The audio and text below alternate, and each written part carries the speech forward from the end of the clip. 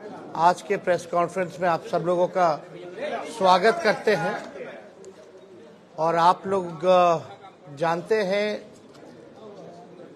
कि पूरे बिहार में हम लोगों ने यात्रा किया, जन विश्वास यात्रा, और हर जगह जो है लोगों का हुजूम, जगह जगह भर रास्ते, चाहे दिन हो, रात हो, सुबह हो, शाम हो, लोगों का आशीर्वाद, प्यार और विश्वास और ताकत लोगों ने दिया। इसके लिए हम सभी बिहार की जनता को धन्यवाद देते हैं आप लोगों के माध्यम से। और मात्र 10 दिनों के अंदर, यानी आप समझिए कि पिछले माह के 22 तारीख को ही हम लोगों ने ये तय किया था कि रैली हम लोग करेंगे और 3 तारीख को रैली की गई। यानी केवल 10 दिनों के अंदर जन विश्वास महारैली हम लोगों ने किया। और रैली के दिन खराब मौसम के बावजूद भी लाखों लाख के तादाद में लोग जुटे। एक ऐतिहासिक और एक सफल रैली का आयोजन किया गया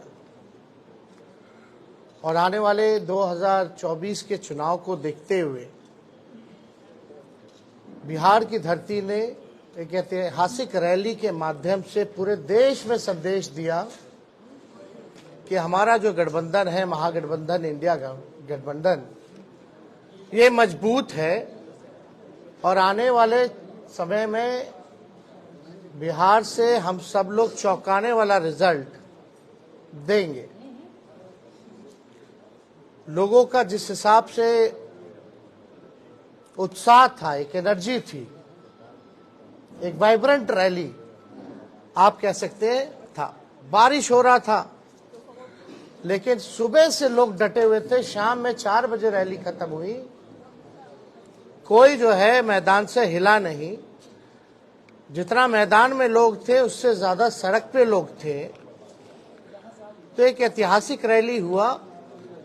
उन तमाम जनता को हम धन्यवाद देते हैं, सभी महागठबंधन के पार्टियों को, उनके नेताओं को, कार्यकर्ताओं को भी हम धन्यवाद देना चाहते हैं इस सफलता के लिए।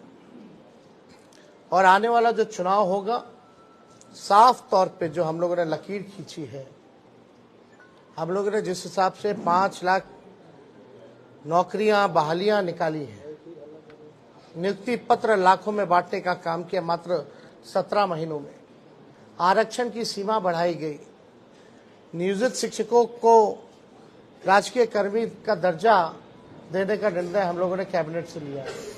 स्वयं सहायक समूह, चाहे जीविका दीदी हो, आंगनबाड़ी महिला हो, तालमी मरकज हो, विकास मित्र हो, टोला सेवक हो, आशा दीदी हो, ममता दी हो, सभी लोगों के मानदेय को बढ़ाने का निर्णय इन 17 महीनों में हम लोगों ने किया।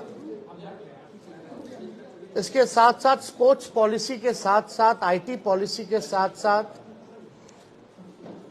टूरिज्म पॉलिसी भी इस 17 महीने में हम लोगों ने लाया। जो खिलाड़ी, स्पोर्ट्स पॉलिसी के तहत हम लोगों का था कि भाई जो खिलाड़ी मेडल लाएंगे, बिहार का, देश का नाम रोशन करेंगे, उनको भी हम लोगों ने नौकरियां दी।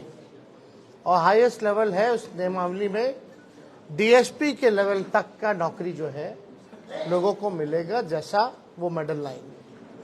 तो खेल के साथ साथ जो पढ़ने वाले लोग हैं, हम लोगों ने नौकरियां देने का काम किया। हम लोगों ने 17 महीने में लोगों के हाथ में कलम दिया। और वहीं बीजेपी के लोग केवल नफरत बांटने का काम कर रहे हैं, तलवार बांटने का काम कर रहे हैं। अभी भी बड़ा सवाल उठता है कि भाई कैबिनेट का विस्तार क्यों नहीं हो रहा, आखिर क्या वजह है। इतने महीने 1.5 महीना होने जा रहा है और अब तक जो है विस्तार नहीं हुआ, ना ही कोई होने की कोई सूचना किसी को है। तो आखिर मामला क्या है? खैर ये सरकार में बैठे लोग जवाब देंगे, इस पे ज्यादा हमको टिप्पा टिप्पणी नहीं करना है। लेकिन सवाल उठता है कि ये सरकार बनी है केवल हम लोगों को गाली देने के लिए। कोई भी एक निर्णय जो है ये सरकार ले नहीं पा रही। जिस हिसाब से हम लोगों ने 17 महीने में निर्णय लिया, ऐतिहासिक निर्णय लिया, जाति आधारित गणना कराया, आरक्षण के सीमाएं जिस हिसाब से बढ़ाई, नौकरियों की बात करते थे, देर रात बजे जाकर के अस्पताल में हम लोग छापा मारते थे, तो कहीं भी जो मौजूदा सरकार में लोग जो बैठे हैं उनका इंटरेस्ट जो है केवल लालू जी और उनके परिवार को गाली देने में ही है। 1-1.5 महीना से कोई काम नहीं हो रहा, और जो बजट भी आया वो बजट में हम ही मंत्री लोगों का साइन था। जो केवल भाजपा के वित्त मंत्री जो हैं वो पढ़े हैं, वो हम ही लोगों का काम का गुणगान जो है वो लोग कर रहे थे। ये बजट में देखे तो कैबिनेट में सबसे ज्यादा मंत्री राष्ट्रीय जनता दल के कोटे के थे, कांग्रेस के थे, तो हम ही मंत्रियों का साइन जो हम ही लोगों ने भेजा। खैर ये बातें अलग हैं, लेकिन हम लोग पूरी मजबूती के साथ आने वाले चुनाव में हम लोग लड़ेंगे और बिहार से हम लोग चौंकाने वाला रिजल्ट हम लोग देंगे। तो इसीलिए आप सब लोगों को हम आज बुलाएं ताकि आपके माध्यम से हम लोग बिहार की जनता को धन्यवाद दें। चाहे कोई वर्ग के हो, कोई जाति के हो, कोई धर्म के हो, सभी लोगों का पार्टिसिपेशन इस रैली में रहा। तो इसलिए आप सब लोगों को भी यहाँ धन्यवाद देते हैं। और कोई सवाल होगा तो आप लोग बेशक पूछ सकते हैं। एक सवाल है, आप कहते हैं कि आप कलम बांटने का काम करते हैं और भाजपा वाले तलवार बांटने का काम करते हैं, लेकिन इंडिया ब्लॉक के एक नेता हैं ए राजा, उन्होंने कहा है कि भारत एक देश नहीं है और अगर ये एक देश है तो एक भाषा और एक परंपरा ये होनी चाहिए। और उन्होंने आगे बढ़ने के बाद ये भी कहा कि रामायण में वो भरोसा नहीं रखते हैं और राम सही नहीं है। ये उनका व्यक्तिगत बयान है, ये हम लोगों का नहीं।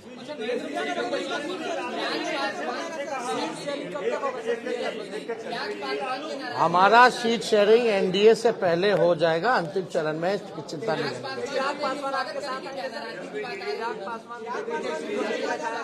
ठीक है, इसमें हमको क्या कहना, हमको तो कहीं जाना है नहीं, हम तो जहाँ हैं वही हैं। जिनको आना होगा वो ना बताएंगे, वो तब की बात है, तब की बात। ब्रिजभूषण शरण सिंह ने कहा है कि मैं एक मोदी का परिवार हूँ। ब्रिजभूषण शरण सिंह जितने महिलाओं का शोषण का आरोप है, उन्होंने भी कहा कि मैं भी मोदी का परिवार हूँ।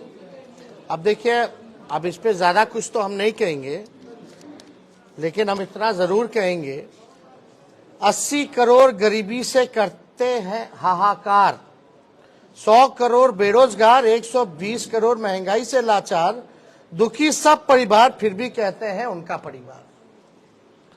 दोबारा हम पढ़ देते हैं, 80 करोड़ गरीबी से करते हाहाकार, 100 करोड़ बेरोजगार, 120 करोड़ महंगाई से लाचार, दुखी सब परिवार फिर भी कहते हैं उनका परिवार। मतलब मुद्दे की बात होनी चाहिए। पिछले बार चौकीदार हो गए थे, अब जो है परिवार हो गए हैं। ये इससे नहीं, आपको बताना होगा कि आपने कितने रोजगार दिए, आपने कितने कारखाने दिए, आपने महंगाई कम किया कि नहीं किया, आपने पलायन रोका कि नहीं रोका, आपने क्या इंडस्ट्री निवेश बिहार के लिए क्या लाया। आपको इस मुद्दों पर जो है कितनी गरीबी आपने हटाने का काम किया, आपको इन मुद्दों पर जो है लोगों को बात करनी चाहिए।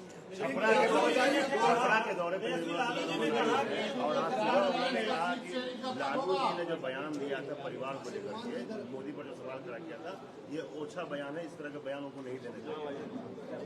इस पर तो सारा बात आ ही गया है, इसमें क्या कहना। निर्मला सीतारमण छपरा कुछ इससे कोई फर्क नहीं पड़ता हूँ क्या कहना। धर्मशाला शहरी के मंच में रोहिणी आचार्य भी दिखी। क्या आने वाले लोकसभा चुनाव में वो भी कमेटी करने सब बात एक वन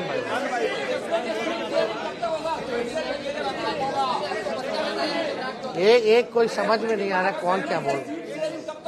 हम तो बोले भाई बातचीत चल रही है, एनडीए से पहले हम लोगों का हो जाएगा, लेकिन आप देखिएगा जो लिस्ट भाजपा का निकला, बिहार का तो किसी का नहीं निकला। तेजस्वी जी कल सुप्रीम कोर्ट कहाँ बीजेपी में बिहार में एको को टिकट बांटा, जरा नामों बताइएगा।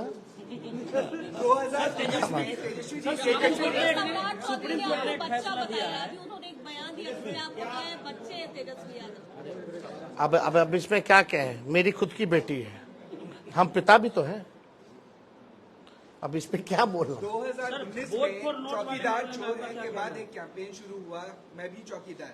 अब लालू जी के भाषण के बाद परिवारवाद पे फिर से एक कैंपेन शुरू हो गया, मोदी का परिवार। क्या लगता है कि फिर से 2019 रिपीट होने वाला? चलिए, अब आप लोग मानते तो हैं लालू जी के बात का असर पड़ता है, बट वो अब हर जगह तेलंगाना आप वो कहें, वो उनका कहना है, लेकिन क्या हालात है इस देश के, जो वो कह रहे हैं उनका परिवार, क्या किसान के लोग लाठी से पिटा रहे हैं, क्या वो उनका परिवार नहीं है? अपने परिवार के साथ कोई इस तरह का काम करता है क्या? पिटवाने का, मिलने का समय नहीं है किसानों से। क्यों नहीं मिल रहे भाई? क्या किसान खाली कहने के लिए परिवार है? कथनी अकड़नी में तो अंतर है। जनसभा में लाखों की भीड़ हुई, लेकिन भाजपा कह रही है भीड़ से कुछ नहीं होगा, वोट चाहिए चुनाव में। वोट आप लोग दिमाग सही है, ये बात काहेला हम लोग सबसे बड़ा पार्टी बन के आए, प्री पोल में सबसे बड़ा अलायंस बन करके आए। वो तो बेमानी नहीं होता, चंडीगढ़ जैसे तो सरकार बना लिए थे हम लोग तो 20 में।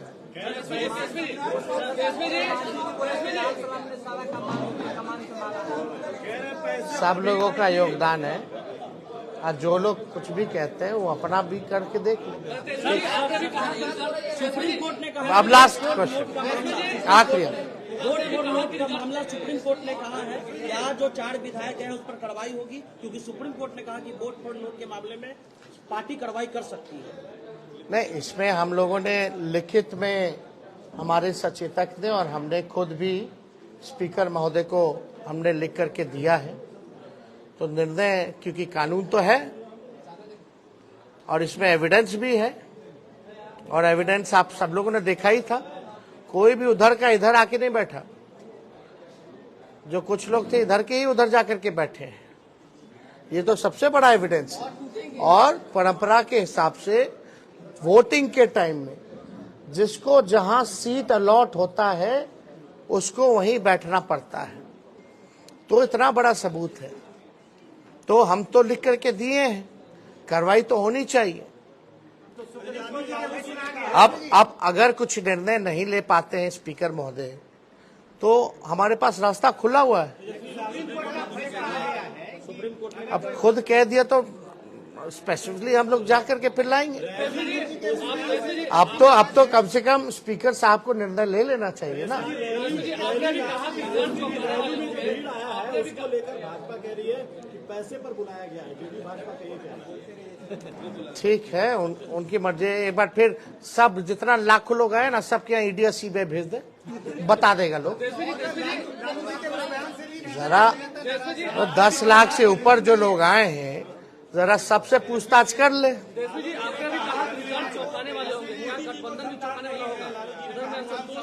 अभी आप हिंदू नहीं है, लालू जी ने ये कहा तो उस पर भी नाराज है बीजेपी के नेता। आपको एक बात समझना पड़ेगा। हाँ, पूछिए। जैसे लालू जी ने बयान दिया, हिंदू नहीं है, उनको संतान नहीं है। एक बीजेपी में कैंपेन शुरू हुआ कि मैं मोदी परिवार, फिर हिंदू है कि नहीं, उसको लेकर के उन्होंने कुछ वीडियो जारी किया, कहाँ कहाँ उन्होंने पूजा और राम मंदिर। क्या लगता है 2024 में जो ये एजेंडा सेट हुआ उसमें लालू ने ही मदद किया, ये हिंदू, राम मंदिर और परिवार? कोई ये आपकी सोच है। मुद्दा साफ यहाँ खड़ा है, गरीबी, बेरोजगारी। ये क्या है? लालू जी ने एक बात नहीं की, बहुत बातें की। लेकिन एक बात तो सही है कि अभी तक सही से जवाब कहाँ कोई दे पा रहा है। इस पे हम ज्यादा टिप्पा टिप्पणी नहीं करना चाहते हैं। हम लोग भी सब परंपरा को मानने वाले लोग हैं, हम लोग भी हिंदू हैं, हम लोग भी पूजा पाठ करते हैं, हमारे घर में भी मंदिर है, सुबह शाम वहाँ आरती होती है। तो इस तरह कोई बात धार्मिक को लेकर के एजेंडा नहीं हो सकती। लेकिन हाँ, अगर हमारे भी घर में कोई किसी की मृत्यु होती है तो हम लोग बाल मुड़वाते हैं, हम लोग दाढ़ी छिलवाते हैं, हम लोग अपनी बेटी का मुंडन हम करा के आए, तो हम लोग तो फॉलो करते हैं ना। लालू जी ने तो बस यही पूछा, तुम इतना प्रचार करता है, नफरत फैलाते हैं, उकसाते हैं लोगों को, धार्मिक भेदभाव आप कराते हैं, आपस में राम और रहीम के बंदों को लड़ाते हो, तो आप क्यों नहीं मुड़वाएं? इतना बड़ा आप अगर बात करते हैं तो आप क्यों नहीं मुड़वाएं? यही तो बात थी। बहुत बहुत धन्यवाद। राम विरोधी बताए थे सम्राट चौधरी ने कहा कि लालू राम विरोधी है। अरे छोड़िए ना, पहले सर्टिफिकेट ठीक करा ले। चलिए।